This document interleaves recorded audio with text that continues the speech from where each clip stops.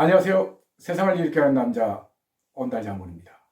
얼마 전 제 유튜브에 댓글을 어느 한 분이 달아 놓으셨는데, 자, 어떤 내용이냐면 요양병원에 이틀간 경험을 했는데, 우리가 흔히 이야기하는 약물 남용 문제는 없더라 라고 이야기를 해 놓으셨어요. 제가 거기에 댓글을 달아 드렸는데, 오늘은 요양병원 말고 제가 경험한 곳이 요양원이기 때문에 요양원의 그 약물 남용 문제가 어떤지 그 진실을 여러분들에게 알려드리도록 하겠습니다. 저는 지금 현재 현직 언론인 신분이고, 또 더군다나 그전에는 한 달 넘게 그 요양원 생활을 했기 때문에 그 실태를 너무나 잘 알고 있거든요. 그 내용을 여러분들에게 오늘 알려드리려고 합니다. 자, 요양원에 가면 어르신들 대부분이 뭐 거의 전부라고 해도 많이 아니죠. 아프시니까 약을 다 드세요.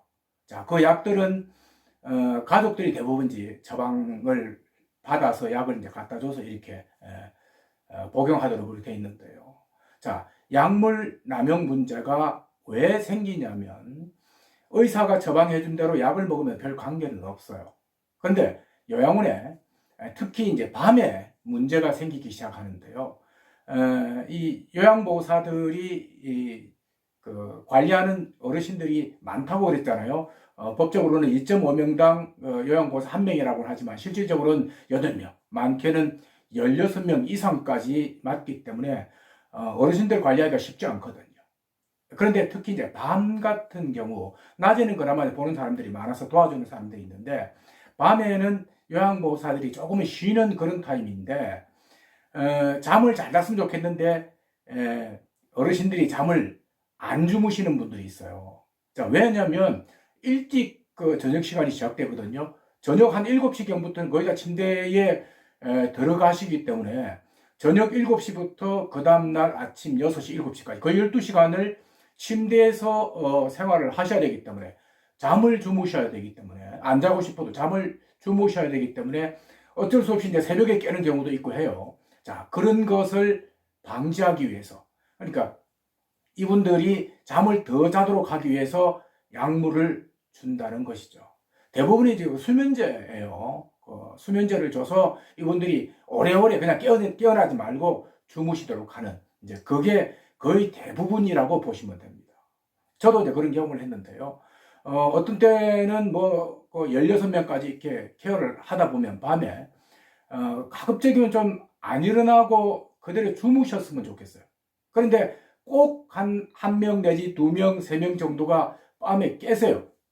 근데 그분들 이제 안 깨도록 하는 게 좋겠다. 그래서 그 다음날 아침에 그 전체 회의에 보고를 하면, 자, 자주 깨는 분들한테는 약을 조금 더 넣어야 되겠다. 그 약이라는 게 바로 수면제라는 것이죠.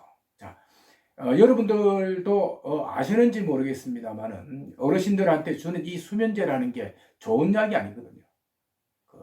그러니까 비싼 약이 아니에요. 아주 싼 약인데 이런 약을 지속적으로 먹게 되면 어르신들 몸 상태가 어떻겠습니까? 그리고 가급적이면 어르신들이 이제 좀 움직여야 되거든요. 우리 정상인들도 운동도 하고 활동도 해야 어른도 몸이 돌아가는데, 어르신들을 그러니까 요양보호사들이 어떤 편의에 의해서 자꾸 자게 만든다는 거죠. 그런데 아까 말씀드린 대로 저녁 7시부터 그 다음날 아침 6시, 7시까지 거의 12시간 가까이를 주무시게 한다.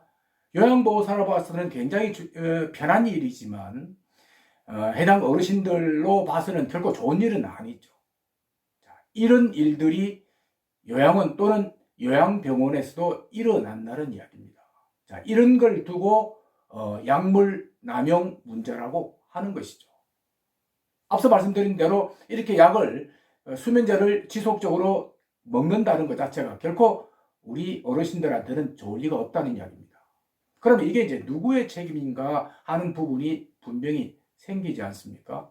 그런데 이거는 요양보호사 잘못도 요양원 잘못도 어느 누구의 잘못이라고 저는 탓하고 싶진 않아요. 왜냐하면 어르신을 돌보는 숫자, 그러니까 요양보호사 1명당 어르신을 돌보는 숫자가 적으면 그만큼 이런 부분들이 줄어들겠죠. 그런데 요양보호사가 담당해야 될, 케어해야 될 어르신들이 많다 보니까 이렇게 될 수밖에 없다는 겁니다. 그래서 정부에서 어느 정도 재정이 좀 넉넉하게 돌아가면 이런 부분들에 대해서 나름대로 지원을 해서 요양보호사가 뭐 어르신 한 명을 관리를 한다든지 또는 두 명을 관리를 한다든지 이 정도 되면 이런 부분들이 많이 줄어들겠지만 지금 현 상황에서는 어떻게 보면 제도적인 그 지원책이 없이는 이런 문제가 줄어들 수는 없다는 겁니다. 이런 일이 요양원도 그렇고 저는 요양병원도 마찬가지라고 생각을 합니다. 그리고 제가 요양원 생활을 하면서 이 약 부분에 대해서 굉장히 좀 제가 마음에 참 걸렸던 게 뭐냐면, 자, 이 어르신들이 그 밤에 제대로 안 주무신다, 많이 움직인다라고 아침에 보고를 하면, 자, 약을 더 넣어야 되겠다, 빼야 되겠다라고 판단을 해서 그 결정을 하는 사람이, 저 같은 경우는 간호조무사가 그 결정을 했어요.